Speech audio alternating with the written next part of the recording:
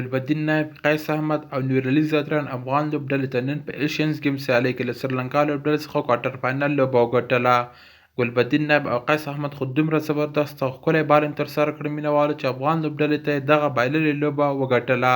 که چیرې مینهوالو په دغې لوبه کې ګلبدین نایب او قیس احمد ښکلی بالنګ نه و ترسره کړی، نو په یقین سره افغان لوبډلې به دغه لوبه بایللې وله.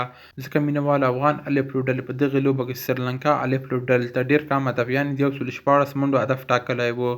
خو خوشبختانه مینهوال په دغې لوبه کې افغان بالران بیا دومره ښکلی او زبردست بالنګ ترسره کړ چې سریلانکا لوبډله یې په 108 منډو کې ټوله آوټ کړه او افغان الف لوبډلې دغه لوبه د 8 منډو په توپیر باندې وګټله.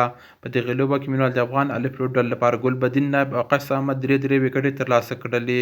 مینهوال په دې بریا سره افغان لوبډله د ایشینز ګیمز سیالیو نیمه پایلوبې پړاو ته ووتله. په نیمه پایلوبې یا سیمي فاینل لوبه کې به بیا ګران مینهوال افغان لوبډله له پاکستاني لوبډلې سره لوبه ترسره کوي. د افغانستان او پاکستان لوبډلې ترمنځ به دغه لوبه د راتلونکې جمعې په ورځ باندې د افغانستان په وخت په 9 بجو باندې شروع کیږي. که څه هم مینهوالو دغه لوبه افغان لوبډلې وګټله، خو افغان الف لوبډلې په دغې لوبه کې ډېر بېکاره بیټنګ ترسره کړ. مینهوال د افغان الف لوبډلې په ترکیب کې زیاتره د ملي لوبډلې لوبغاړي دي، او که مینهوال تاسو دغه لوبه کتلې وي نو په دغې لوبه کې د سریلانکا د الف لوبډلې په ترکیب کې زیاتره ځوانان لوبغاړي ول. نو افغان الف لوبډلې باید مینهوال د سریلانکا الف لوبډلې ته ستر هدف ټاکلی و او د افغان الف لوبډلې لوبغاړي باید په دغې لوبه کې ښه ځلېدلي ول. خو متاسفانه مینهوال په دغې لوبه کې د افغان الف لوبډلې بیټسمنان ډېر ښه ونه ځلېدل. په دغې لوبه کې ګران مینهوال افسر زازي ته هم چانس ورکړی شوی و، خو زما په اند ګران مینهوال په دغې لوبه کې د افسر زازي پر ځای باندې وفي الله او یا هم زبید اکبري ته چانس ورکړل شوی و، ځکه مینهوال دغه دواړه هیټران دي او هیټ کولی شي.